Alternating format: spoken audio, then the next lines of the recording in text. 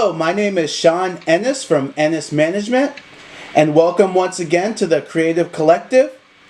And today I'm joined by a very special guest, singer, producer, model, painter, and clothing designer from Orfino, Idaho, Ricci Paje. Hello.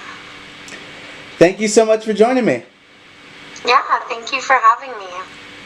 So let's start off with how did you decide on your artist stage name? It's just my birth name. Okay. So that'd be a question for my mother. And where are you from? I'm from everywhere, but my strongest ties are obviously, in Orfino, Idaho, which is where I grew up. You know? And describe Idaho for those of us who haven't had the pleasure.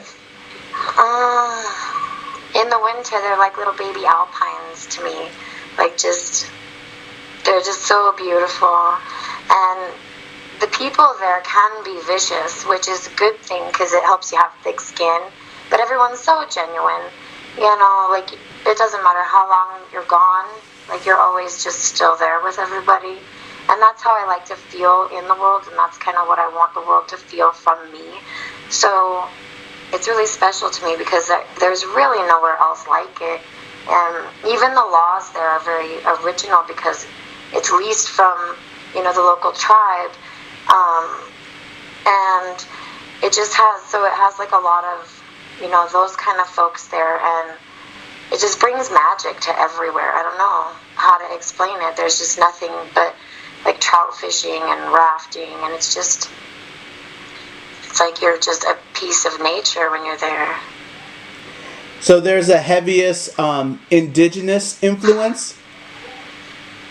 Well, if that's what if you want to call it that. It's just like everything. You'd have to be there. You really would.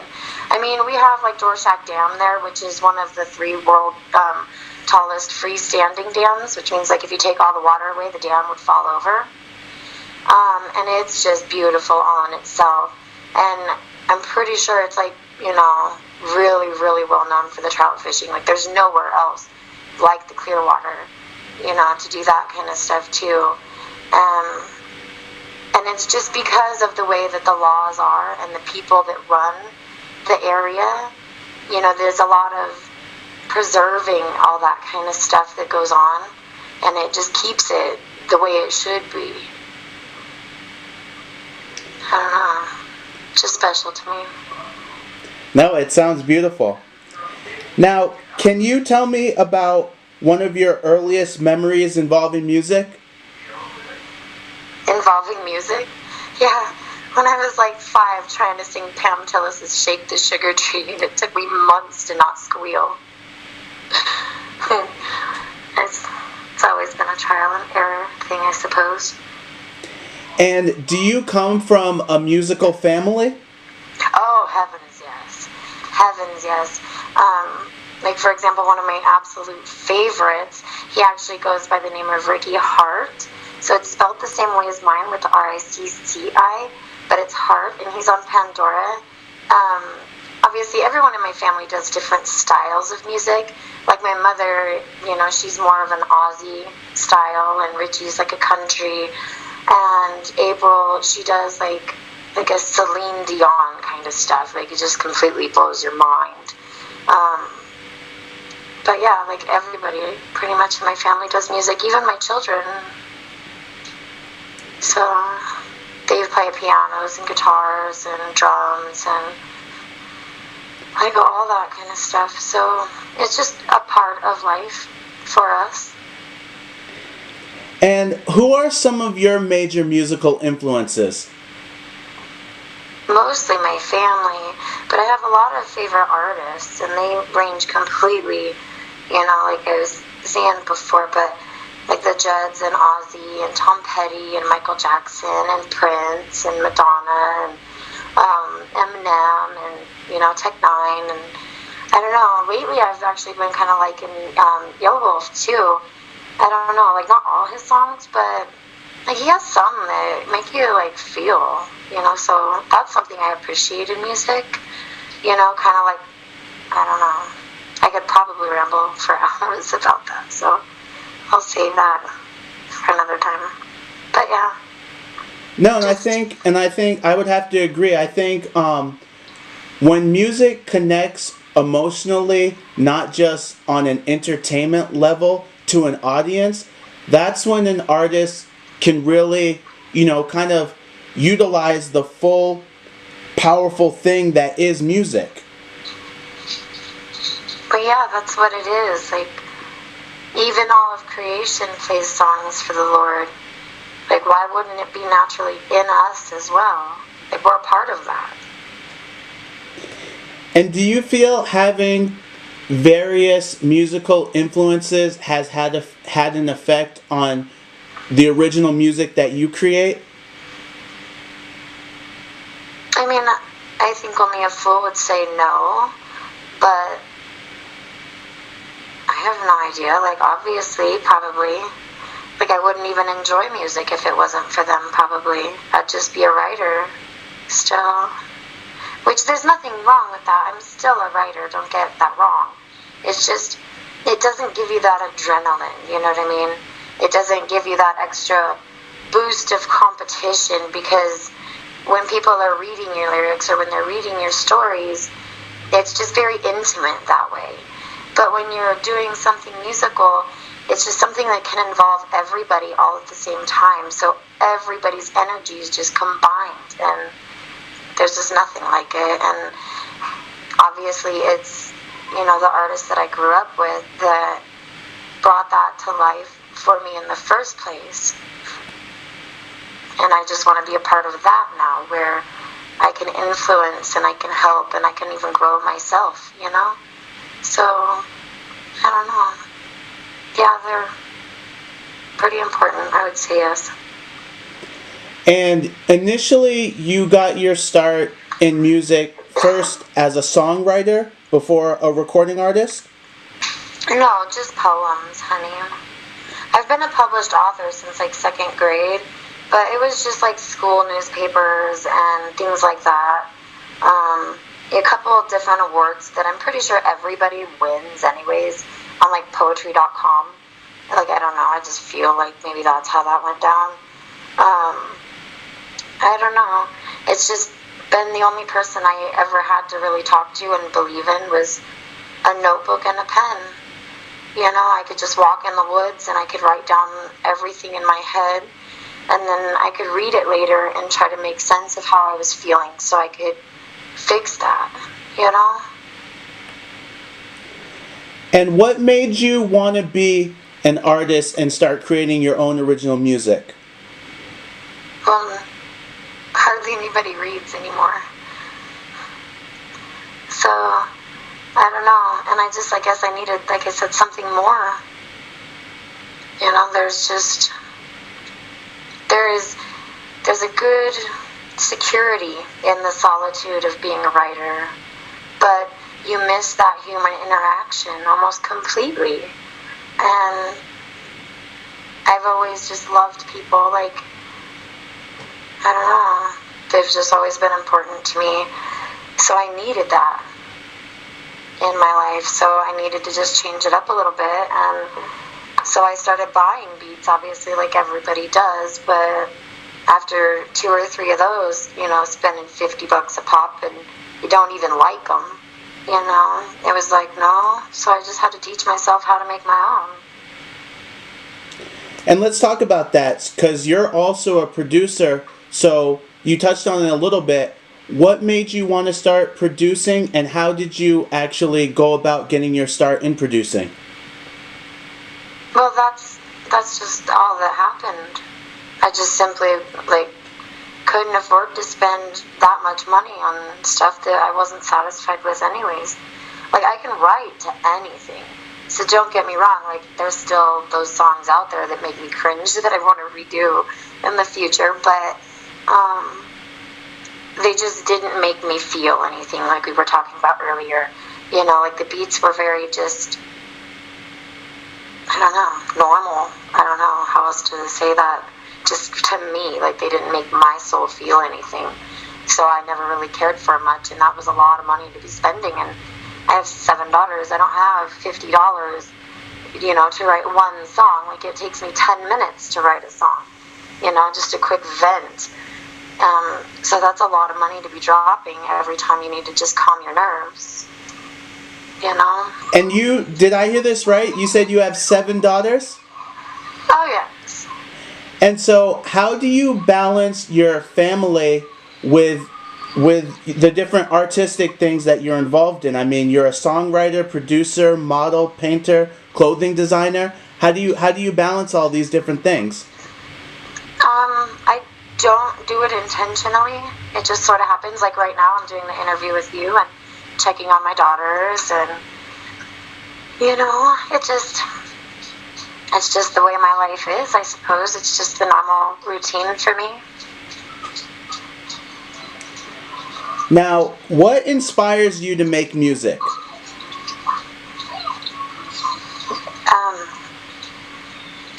Everything. I don't know what you mean. Like, it wasn't really an inspiration. It was just a necessity, I suppose. Because me, I've always been an artist, but when you're not satisfied with your art and when it fails to fulfill its purpose, like obviously, like that's why I do so many different things, is because I'm not always in the mood to paint. I'm not always in the mood to sit and crochet out a pair of bell bottoms or, create a, logo for someone.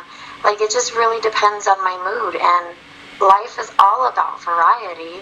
So why would I limit myself to only one thing? That's just not the way you grow as a human. Like, you can do anything you want, but that doesn't mean you're only supposed to do one thing. Yeah, I completely agree. If you can find a form of expression in these different medias, there's really no reason why you should limit yourself. I mean, I wouldn't think so, but yeah. And so, talk to me about the clothing design. Well, it's more of like alterations. I use, pretty much like whatever, because I started taking special requests a couple years back, and so I do like all sorts of stuff now. But usually none of the stores sold any clothes I liked, so I had to change them in order to be something I was comfortable wearing. And it just kind of grew from there. So I do like clothing tags and alterations, and also just straight designing and creation on that part. You know what I mean? Like, someone will tell me what they want, and I'll find a way to, turn it out into a real thing, and, there it is. And that's pretty much all. No biggie. Just another thing. Just another creative outlet. Yeah. And so, how long have you been painting?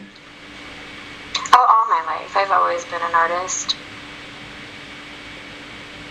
And what are some of the things that you like to paint? Do you do like sceneries? I'm an abstract artist. So I can draw you things like whatever. Like, you can say, oh, draw me a cat. But you have to, it's just, that's not the way it works. I don't give you like Picassos where they're all messed up like hella. But, like, it definitely doesn't gonna look like you took a picture of a cat. Like, it's gonna look like an abstract painting. And, I don't know, you'd have to just look.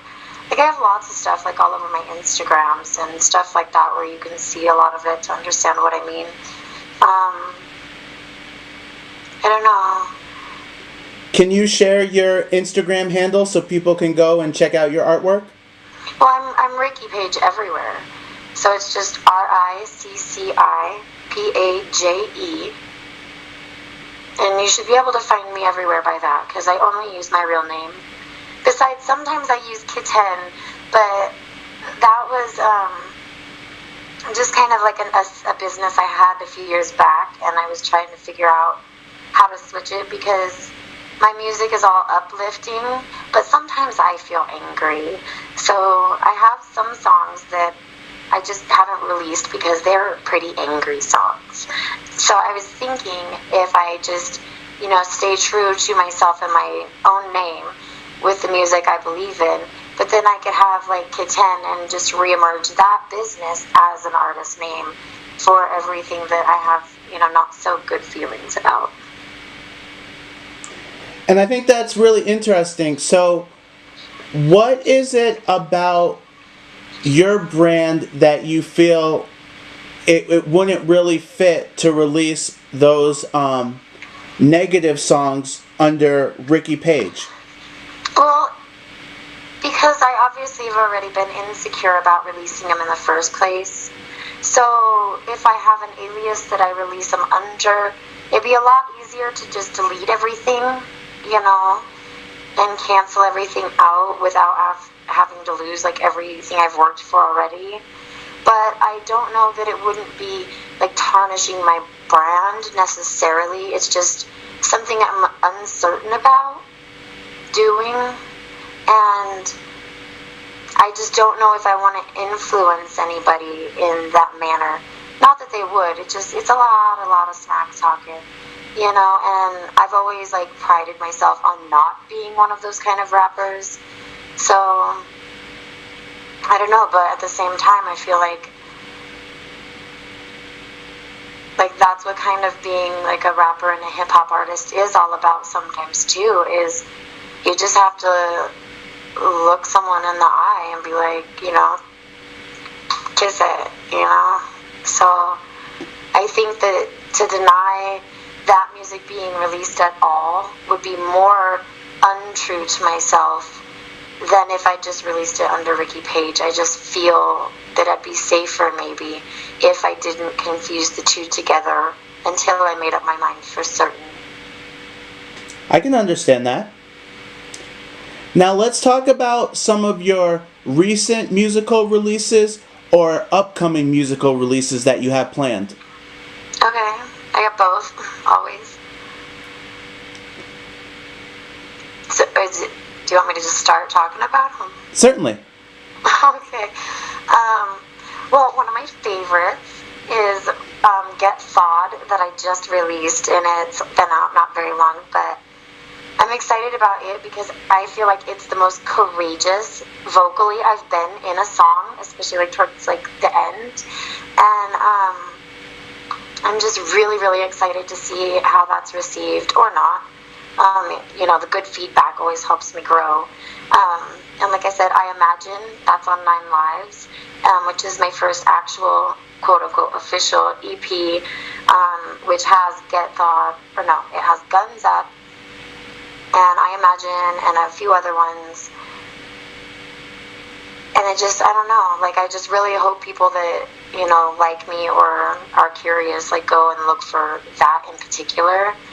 But I also have some songs that are coming out here soon that I've already been kind of mildly promoting, like a Rose's Thorns, which is about my long-lost daughter who got taken from me when I was 14, and she got adopted out, but then she found me, and it's just like this whole thing we're going through right now in life, and that's what that song's about. Obviously, her middle name is Rose, so that's what that's about, because she's 18, so she's an adult, so it can't like boss her around or anything, and it's a song about how powerless I feel as a mother, I guess. That sounds like a very powerful song. Yeah, it's really important to me, so I hope people are curious about what that sounds like when I do release that. But I think that there's probably like 4 of them that are supposed to be coming out sometime next month, and there's like, the EP and 2 or 3 singles that were released this month. So there's plenty to look for. Plus you can always find super old stuff if you feel like laughing at someone. So. And what's the name of the EP? It's called 9 Lives. Like if Cat has 9 lives. Even though it just has a picture, and oh my goodness, I love the album cover with the art team that did that. I'm so impressed with the artwork that they did. But just so people know, it is not me, and I do not have a dog in a muzzle. I would never do that to one of my dogs. Not really. I would never, ever do that. But it works for the album cover, if that makes sense. Like, and I don't know, for me, what I took from it is, like, you have this big old dog that's obviously for protection, and then you have its mouth muzzled, so you literally have no protection, and you're doing it to yourself kind of deal. So it's just an image that, to me, I felt like it would relay that helplessness that I have in that EP. And you mentioned 2 singles? Yeah, like Get Thawed was released. Oh gosh, put me on the spot. I just got presented with flowers for my toddler, so I was a bit distracted. I apologize. I'd have to look, to be honest. But I know that those are those, for right away. And I'm pretty sure, like, A Rose is Thorns is supposed to be out later this month or early next month. Oh my gosh. There's just so many. And like I was just talking about, the one that's called Foul for a reason, like, because it's just a foul song. And I'm uncertain, but if that's released, that'll also be this month. And can you talk about that song?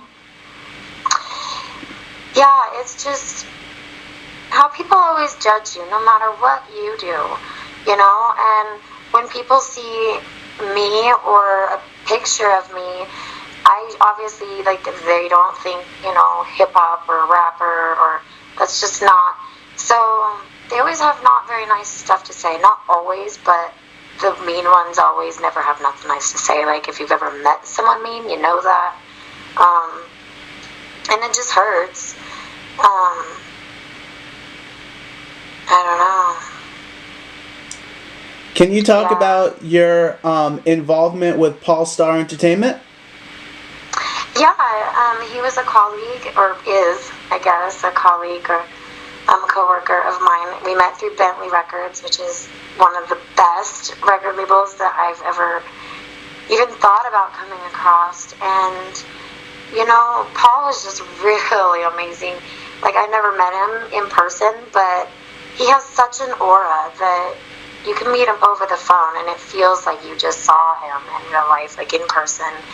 And anytime you have a question or concern or desire to create something, like, he's like, you just message him and he answers right the fuck back, and he'll do collabs and everything, even though he's a student and he's got, like, the record label that he's rocking with, and he still just makes time for us. Like, he is a really genuine person, and that's just something that I admire. So I completely believe in Paul Star and his, the entertainment and that label in particular. I think it's going to definitely go really far. So yeah, I agree. look forward to being able to see him and shake his hand and tell him thank you in person for everything he's done for me. I agree. Paul is great. Yeah. All right, now talk to me about Bentley Records. What do you want to know? How did you? What's your involvement with them, and how did you get involved?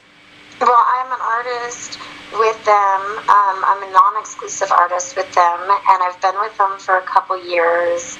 I gotta be careful with what I say because I'm not sure exactly what all I'm allowed to talk about.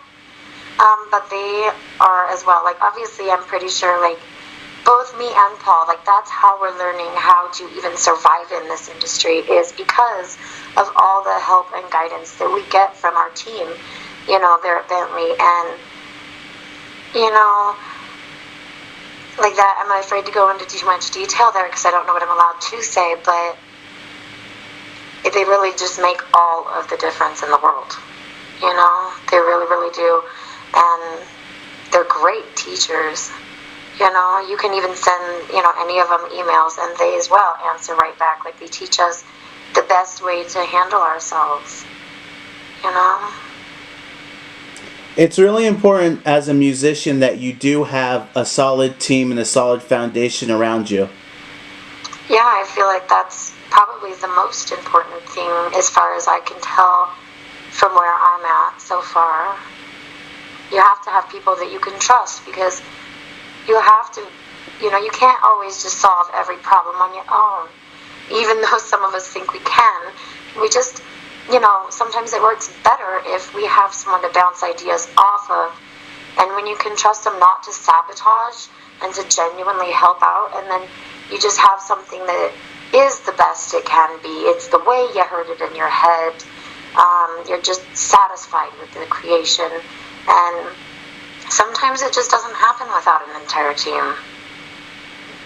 Sometimes it does, but sometimes it doesn't. And sometimes you just need your team around to say, hey, yeah, you did a good job, Now, what has been a challenge that you've experienced in your music career, and how have you been able to overcome that challenge?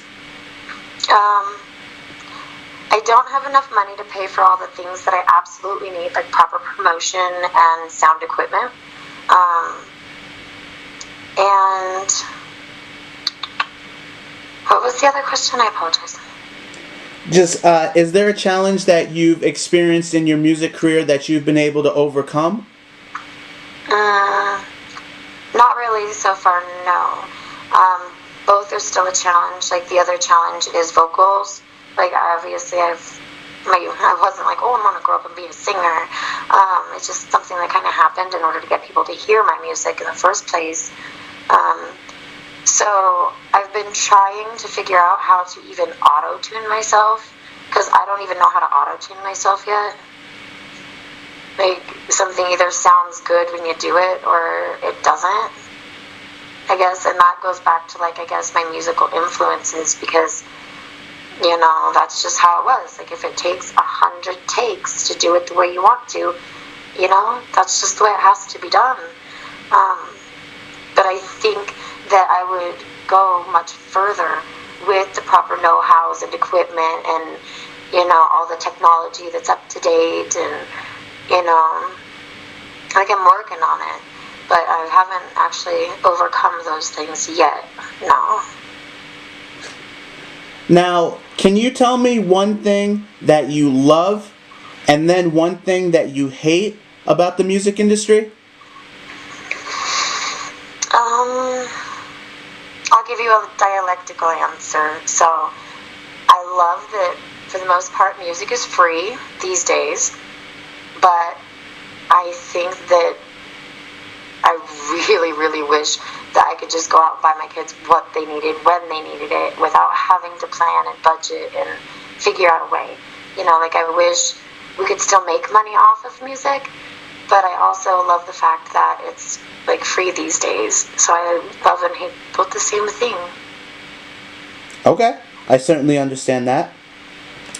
Now, what's a piece of advice that you could give for an aspiring musician or a musician just starting out in their music career? I'd say every time someone upsets you, just create something out of it. Grow your catalog and just push forward extra. Just because someone throws down a stone in front of you doesn't mean you can't climb over it or even use it to build your tower. Like, you just don't shut the world out. You just use the world and just keep on. That's some great advice. Now, can you share your social media links? Again, I don't know those by heart, but I'm just Ricci Paje, RICCIPAJE,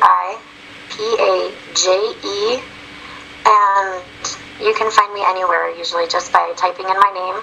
And if it gets sticky, just type in my email address, which is also Ricci Paje, RICCIPAJE, @gmail.com. So I try to keep it pretty simple for my fan base to get a hold of me and find me. I feel like that's something I value as being an artist. Like, it's something important to me. That you can message me and I'm gonna say hello back. Like, probably right away. So you just find me everywhere by looking for me, I guess. Now, is there anyone you'd like to acknowledge for offering you financial or emotional support in your music career? I have yet to be offered financial support, but that's a happy thought that I hope to accomplish. But everyone, with Bentley and Paul Star, and even just normal people on social media, when they talk to me, if I'm having a bad day, they can tell by something I post and they message me. And so everybody that does that is my support. Like the whole world, my whole world is, my support. Not like the world is mine, but you understand what I meant, right? Like everybody in my, never mind. Yes, just everybody. I love everybody. Is there any... I hate, which benefit me still, so I don't know. I just take their hatred and turn it into some song. And that's really the best thing to do, especially with negative criticism. Yeah, I think so. I mean, should be dwelling on it and believing in it. There's so much more we can believe in. Why would we have to believe in something like that? Is there anything else you'd like to promote or share? I don't think so. Just I want to thank you. Sorry, that was a tongue twister. Just thank you for having me, and it was an honor. It was my pleasure. Well, I'd like to give a big thank you to my guest today for joining me here on the Creative Collective. As always, write your comments below. Make sure you like, subscribe, and share this video. And for all of your promotion, marketing, and music career consulting needs, email ennisproductions@gmail.com.